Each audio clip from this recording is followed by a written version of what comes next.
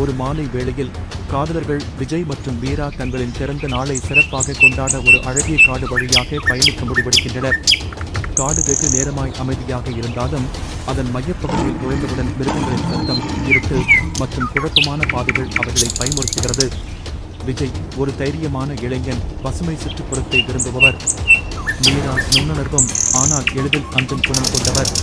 வழிகாட்டும் கருதி செய்திருந்த போகே இருவரும் ஒரு வேலையில் வழிகடுகின்றனர்.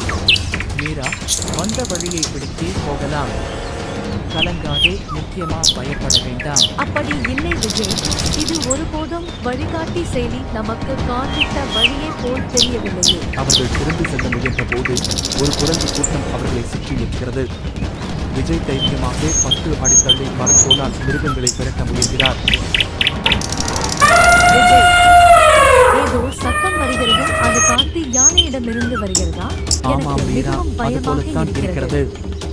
கவலைப்படாதே, விரட்டுவதற்குள் இங்கிருந்து நாம் கிளம்பி விடுவதே நன்றாக இருக்கும் என்று நினைக்கிறேன். அந்த இரவில் அவர்கள் இருவரும் பாடுகளின் கீழ் தங்கும் சூழ்நிலையை எதிர்கொள்கிறார்கள். மிருதுவான மழை காற்றோடு அடிக்கிறது.